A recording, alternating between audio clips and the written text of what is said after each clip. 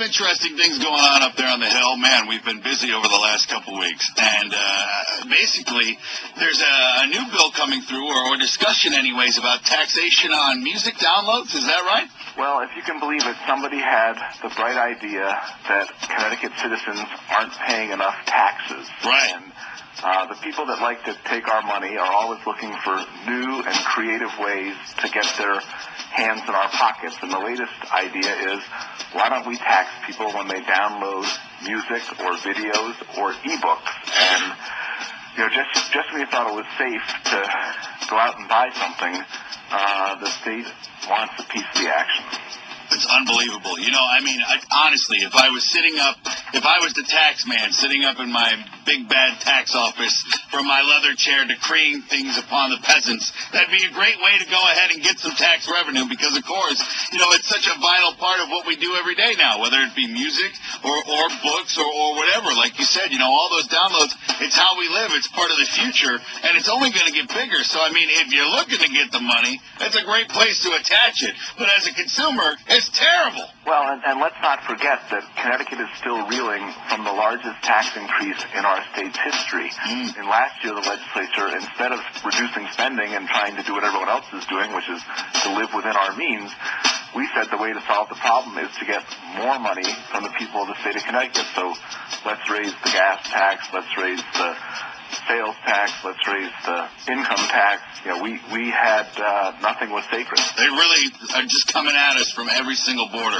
We're on the phone with Andrew Rohrbeck. He represents the 30th District communities of Brookfield, Canaan, Cornwall, Goshen, Kent, Litchfield, Morris, New Milford, North Canaan, Salisbury, Sharon, Torrington, Warren, Washington, and Winchester.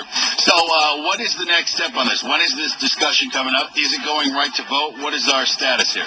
Well, the Finance Committee has until April 5th to conclude its business. So in the next couple of weeks, we will all find out whether this proposal lives or whether it dies. And I guess if there's any solace to be had, it's that the governor himself has said, you know what, I don't think this is such a good idea. So it's the Democrats in the legislature who seem more hungry to tax than even the governor is. So it's anybody's guess what's going to go on. As you know, we made a little bit of progress on the gas tax last week. Right.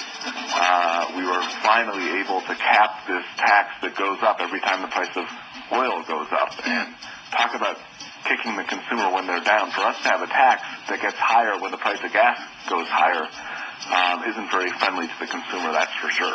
Right, and any excuses to delaying it to whatever it may be is just, it doesn't make any sense. It's like, listen, you're telling us to eat something that tastes terrible and smile and tell you it tastes good, and that's just not happening. No, it's not a pretty picture, and I think that the lesson for all consumers in Connecticut is don't turn your back, because this legislature is always looking to tax people more. And we do that even when families are working harder than ever to kind of keep it together. Well, I thank you for your call in this morning. It sounds like we are on the same side this time, my friend. Yes, indeed. And can I make a request? Yeah, sure. What do you got? Well, I don't know. Do you do any oldies, or y'all? How about something by Neil Young? You got something by Neil Young? I think I can make that happen for you this morning. Oh, by the way, thanks for the milkshakes last time coming by. That was good times there. No worries. You bet. Thank you, Jay. Have a great morning, Senator. We'll see you. Bye. You don't understand because you don't understand liberty. You don't understand freedom.